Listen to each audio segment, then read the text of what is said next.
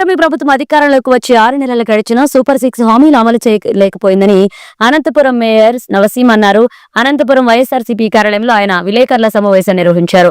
YCP హయాంలో సంక్షేమ calendar విడుదల ఇచ్చిన హామీలు నెరవేర్చిన ఘనత తమదని అన్నారు మేయర్. ప్రభుత్వ వైఫల్యాలను ఎత్తి చూపుతున్న వైసీపీ కార్యకర్తలపై దాడులకు, దౌర్జన్యాలకు దిగుతున్నారని ఆవేదన వ్యక్తం చేశారు.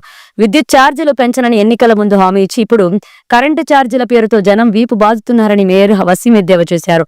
ఈ నెల 27న విద్యుత్ ఛార్జీల పెంపునకు నిరసనగా వైఎస్ఆర్సీపీ చేపట్టిన ఆందోళన కార్యక్రమాలు విజయవంతం చేయాలన్నారు. కూటమి ప్రభుత్వం పరిపాలన అందిస్తోంది. ఏ ఒక్క హామీని కూడా నెరవేర్చకపోవడం అనేది దేశ చరిత్రలోనే ఎక్కడ కూడా మనం చూసింటాం. అదేవిధంగా జగన్మోహన్ రెడ్డి గారు ఎదిగిన 2014 నుంచి 19 వరకు ప్రతిపక్షంలో ఉన్నప్పుడు ఆయన సుదీర్ఘ పాదయాత్రలో ప్రజల కష్టాలు చూసి ఏవి ప్రజలకు అవసరాలు ఉన్నాయి, నేను అధికారంలోకి వచ్చిన తర్వాత నేను చెప్పిన హామీలన్నీ చెప్పి కూడా నెరవేరుస్తానని చెప్పడం కూడా జరిగింది. ఏ విధంగా అయితే ఆయన 2019 అధికారంలో రావడం జరిగింది.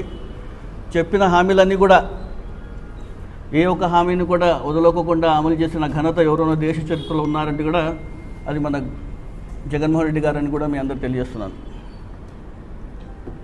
గత ప్రభుత్వంలో మనం చూస్తే ప్రజలందరూ కూడా జగన్మోహన్ రెడ్డి గారు ఒక సంక్షేమ క్యాలెండర్ రిలీజ్ చేసి ప్రతి నెల కూడా డీబీటీ ద్వారా ప్రజల ఖాతాలో నగదు జమ చేసిన గొప్ప నాయకుడు జగన్మోహన్ రెడ్డి గారు.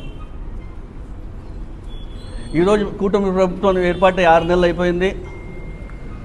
ప్రజలు డిఫరెన్సెస్ చూస్తున్నారు. గతంలో ఏమి ఇప్పుడు ఎట్లా ఉందంటే, గతంలో ప్రజలందరూ కూడా అక్టోబర్ వస్తే ఈ నెలలో ఇది పడుతుంది, నవంబర్ వస్తే ఈ పథకం డీబీటీ ద్వారా మా అకౌంట్లలో పడేది, డిసెంబర్ వస్తే ఈ నెలలో పడేది అని చెప్పి చెప్పుకోవడం జరుగుతుంది. కానీ కూటమి ప్రభుత్వం ఏర్పాటైన తర్వాత నుంచి ప్రజలందరూ కూడా ఏదో సూపర్ సిక్స్ అని చెప్పి చంద్రబాబు నాయుడు గారు వస్తే అధికారంలోకి ఇంకా జగన్మోహన్ రెడ్డి గారి కన్నా ఎక్కువ మాకు డబ్బులు నగదు ఇంకా జమ అవుతుందని చెప్పి ఏ విధంగా అయితే చంద్రబాబు నాయుడు గారు మభ్యపెట్టి ప్రజలందరినీ కూడా ఓట్లు వేయించుకొని అధికారంలోకి వచ్చిన తర్వాత ఈరోజు చేయకపోవడం ప్రజలందరూ కూడా గమనిస్తున్నారు. అదేవిధంగా కూటమి ప్రభుత్వం పైన వైఎస్ఆర్సీపీ నాయకులు కానివ్వండి, కార్యకర్తలు కానివ్వండి, ప్రతి ఒక్కరు కూడా వారి వైఫల్యాలని ప్రభుత్వానికి ఎత్తి చూపిస్తుంటే ఈరోజు ఏ విధంగా వాళ్ళు ఇబ్బంది పడుతున్నారు కూడా మీరు ఒకసారి గమనించాలా. కక్ష సాధింపులు కానివ్వండి, దాడులు కానివ్వండి, దౌర్జన్యాలు కానివ్వండి, అనేక రకాలుగా ఈరోజు ఇబ్బంది పడే రకం మనం చూడాలి.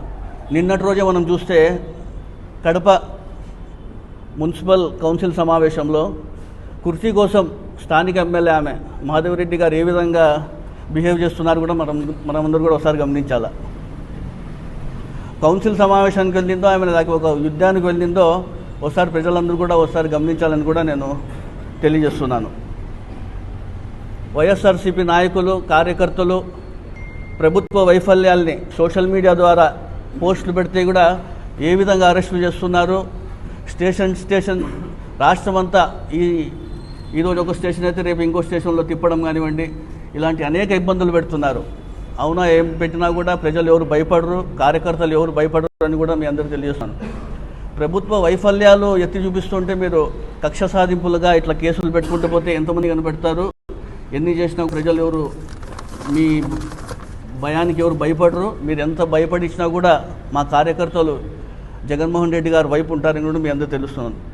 అదేవిధంగా జగన్మోహన్ రెడ్డి గారు మొన్నటి రోజు మేము రైతుల సమస్యల పట్ల అనేక సార్లు వైఎస్ఆర్సీపీ కార్యకర్తలు కానివ్వండి, నాయకులు కానివ్వండి, ప్రెస్ మీట్లు పెట్టడం కానివ్వండి, అనేక విధాలుగా పెట్టినప్పుడు కూడా వీళ్ళు సమస్యలు తీరకపోవడంతో జగన్మోహన్ రెడ్డి గారు రాష్ట్ర వ్యాప్తంగా పిలుపునివ్వడం కూడా జరిగింది. రైతుల సమస్యలపై మనం పోరాటం చేయాలని చెప్పి ఉద్దేశంతో డిసెంబర్ పట్టించుకోపోవడంతో మరోసారి జగన్మోహన్ రెడ్డి గారు రాష్ట్ర వ్యాప్తంగా ఈ నెల 27వ తేదీన